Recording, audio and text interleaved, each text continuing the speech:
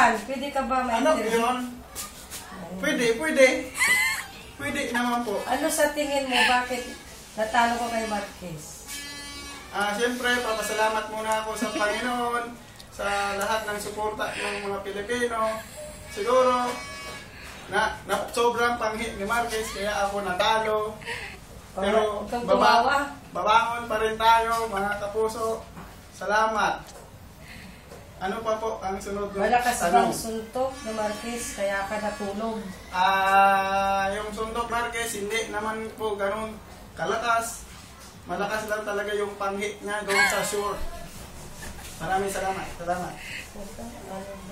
Ano ba ang plano mo ngayon, Manny Pacquiao? Siyempre, mag-focus muna ako sa Congress.